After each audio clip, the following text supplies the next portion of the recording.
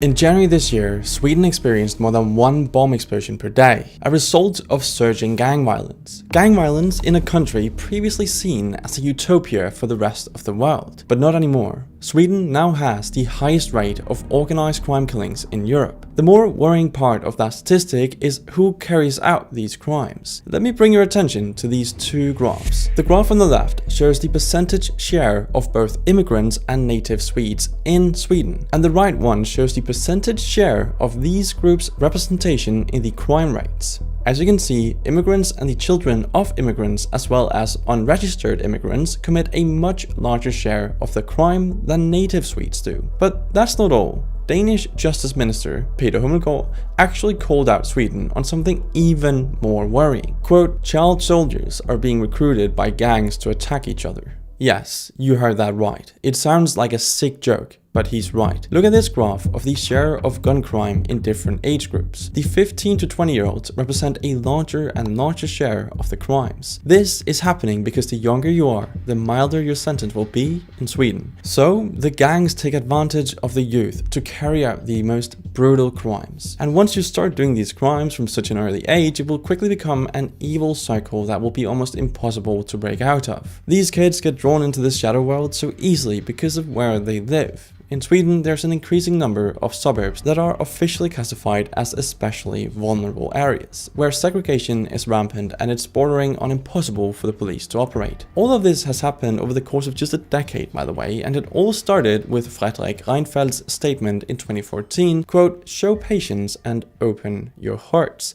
which he said when asylum seekers started to arrive en masse in Sweden and practically all of Europe from war-torn areas of the Middle East, particularly Syria. This statement ended up making Sweden the go-to place for asylum seekers, and that's why that same year 81,300 asylum seekers came, but in the following year that number doubled to 163,000. This was the breaking point though, as it became clear they didn't have the capacity for them all and failed to integrate them properly, which I will get into a bit later, but since then Sweden has taken a full 180-degree turn on the matter. I mean, they accepted just 900 refugees in 2023. The change came after the September 2022 elections when a new center-right coalition came to power, dependent on support from the anti-immigration Sweden Democrats Party. The government's coalition agreement, the Tidö Agreement, called for a radical tightening of immigration policy directly inspired by Danish rules. Now, I'm Danish, and I can attest that immigration has been a hot topic for well over a decade here, and our approach has been pretty much the exact opposite of Sweden's initial approach. Let me explain. We have a very strict immigration policy, with a focus on limiting immigration and enforcing tough integration requirements. The Immigration Act, as it's called in English, has been tightened several times, and there is broad political support for this approach. The main goal of the Danish immigration policy is proper integration so they can become a part of Danish society, contribute to the economy, and understand and accept Danish values and norms. In essence, you can come here, but only if you become net positive in these aspects. The way we make this happen is what Sweden wants to adapt into their system. So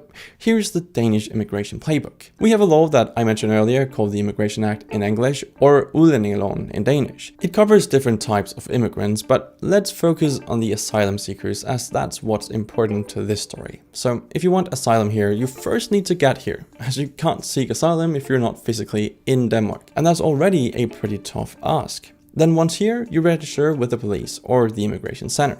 After that, you give them all your information, literally everything. Fingerprints to check if you're seeking asylum elsewhere, your age, nationality, religion, and so on. Then you need to explain why you're seeking asylum. Basically, what threats have you been exposed to that forced you to flee your country? Once that's all done, and if you get accepted, you'll get a temporary residence permit, and you'll be moved to a municipality that will help you with getting a place to live, learning the language, and introducing you to the job market. Furthermore, you need to participate in an integration program and sign a contract. Now, learning the language may sound harsh, especially considering how difficult Danish is to learn, but we provide this for free up to 5 years after arrival to make sure you have the best chance to learn it. So yeah, Sweden is implementing and has already implemented something similar to our approach to immigration, and ideally they will fix what is represented in this statistic. Studies show that even after a decade in Sweden, the employment rate for humanitarian migrants only reaches roughly 65 to 70%. Comparing that to the 96.6% employment rate of native Swedes, it's really low and really a problem. The problem is, in the initial years after arrival, the vast majority remain unemployed or living on social assistance, something that obviously strains the public finances a lot.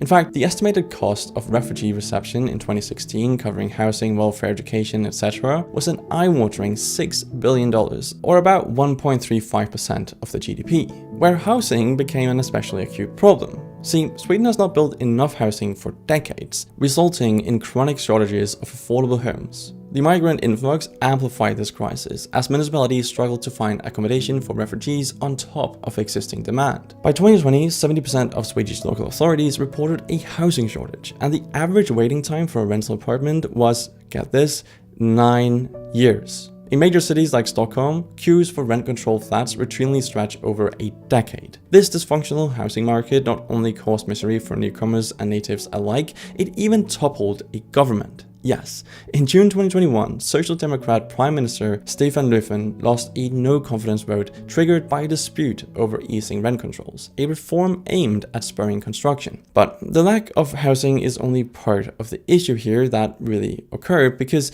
suddenly came the rapid emergence of these segregated immigrant enclaves that I mentioned in the intro. Today, Sweden's police have identified 61 vulnerable areas that some media call no-go zones, but that's a mislabeling, because while these neighborhoods are poor, high in crime, and mostly migrants, if a native Swede walks the neighborhood, it's overwhelmingly more safe than the media tries to portray it as. The only ones who really have to be careful here are the police, and sadly, ambulances need police escorts. The major issue with these ghettos is that many newcomers who end up here struggle to learn the language and find their place in Swedish society. I mean, it makes sense, right? They're coming to an area that looks a lot like where they came from in culture and language and the people. So why would you try to understand the Swedish society and cultures when you're in your own little bubble? So yeah, a lot of them end up as criminals from a young age. It's important to note though that most immigrants integrate without problems. Most contribute positively to the economy and culture. Let's remember, without migration, critical issues such as backlogs and staff shortages in essential public services, particularly within the healthcare system, would be much more acute. See, foreign-born individuals constitute a substantial and indispensable segment of the workforce in vital sectors. For instance, at Sahlgrenska University Hospital in Gothenburg, 35% of doctors, 18% of nurses, 28% of assistant nurses, and 30% of biomedical analysts are foreign-born.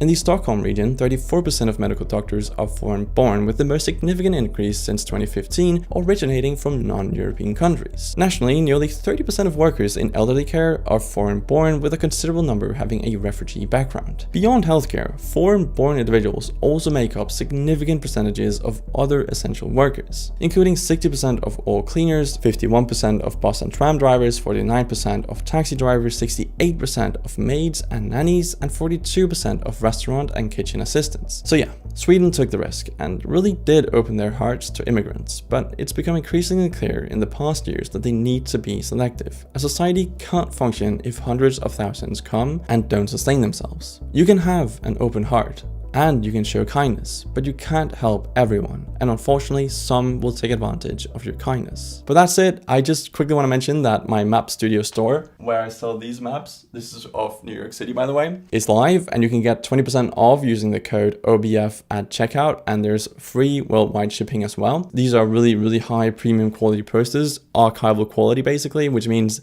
they will last a lifetime and even more. And if you want to support the channel, this is the best way to do so, so please check it out if you are a map nerd like me. But yeah, that's it for this video. Thanks for watching, and I'll see you in the next one.